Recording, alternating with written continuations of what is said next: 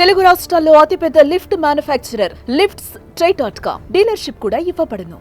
సైఫ్ అలీ ఖాన్ దాడి కేసులో big twist చోటు చేసుకుంది. సైఫ్ పై దాడి చేయించింది కరీనానేనా అనే అనుమానం వ్యక్తం చేస్తున్నారు పోలీసులు. దీనికి ప్రధాన కారణం ఆమెను విచారించినప్పుడు పొంతనలేని సమాధానాలు చెప్పడమే పోలీసులకు అనుమానం కలిగించేలా చేసింది.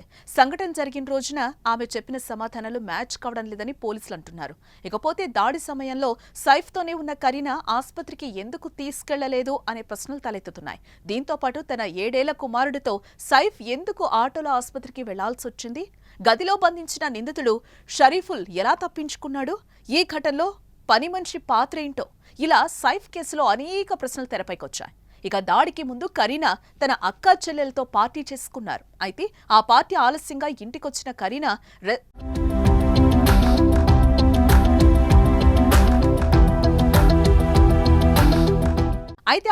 నుంచి ఆలస్యంగా ఇంటికొచ్చిన కరీనా రెస్ట్ తీసుకుంటున్న సమయంలో ఇదంతా జరిగిందని చెప్పుకొస్తున్నా ఈ కేసు వ్యవహారం మొత్తం కరీనా పని మనిషి చుట్టే తిరుగుతోంది. దీనికి బలమైన కారణం కూడా ఉంది. సైఫ్ పై దాడి జరిగిన వెంటనే అతను ఆసుపత్రికి తరలించాల్సింది పోయి ఆటోలో సైఫ్ ను కూర్చోబెట్టి చాలాసేపు పని మనిషితో ఎందుకు డిస్కషన్ పెట్టాల్సి వచ్చింది అనే కోణంలో కూడా పోలీసులు అనుమానిస్తున్నారు. ఇన్ని అనుమానాల నేపథ్యంలో కరీనాను పోలీసులు మరోసారి విచారించే అవకాశం.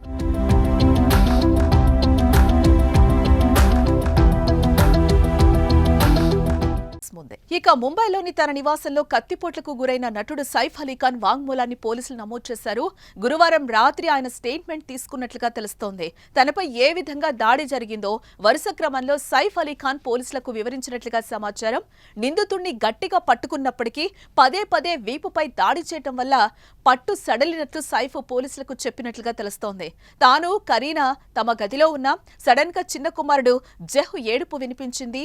బయటకొచ్చి చూస్తే అక్కడ ఓ దుండగుడు స్టాఫ్ నర్సుపై దాడి చేస్తున్నాడు. నేను అతన్ని పట్టుకునేందుకు ప్రయత్నించాను. వెంటనే అతడు నా వీపు, మెడ, చేతులపై కత్తితో దాడి చేశాడు. తెల్లవారుజామున 2:30 నుంచి 2:40 మధ్య ఈ ఘటన జరిగింది అని పోలీసులకు సైఫ్ వివరించాడు. ఇదివరకే ఈ ఘటనకు సంబంధించి సైఫ్ భార్య నటి కరీనా కపూర్ వాంగ్మూలం కూడా పోలీసులు నమోదు చేశారు. మరోవైపు సైఫ్ పై దాడి నేపథ్యంలో ముంబైలోని బాంద్రాలో ఉన్న ఆయన నివాసం వద్ద పోలీసులు భద్రతను ఏర్పాటు చేశారు. 2 కానిస్టేబుళ్లు 2 షిఫ్టుల్లో భద్రతా విధులు నిర్వహించనున్నట్లు అధికారులు తెలిపారు.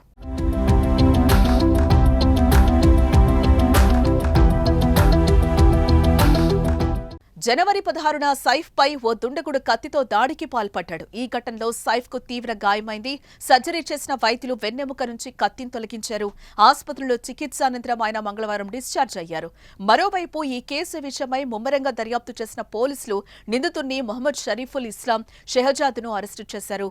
ప్రాథమిక విచారణలో నిందితుడికి సంబంధించి కొన్ని కీలక విషయాలను పోలీసులు వెల్లడించారు. మొహమ్మద్ షరీఫుల్ 7 నెలల క్రితమే మేఘాలయలోని డౌకీ నది దాటి భారత్లోకి అక్రమంగా ప్రవేశించినట్లు గుర్తించారు. అతడు భారత్లో విజయ్ దాస్ గా పేరు మార్చుకున్నట్లుగా తెలిపారు.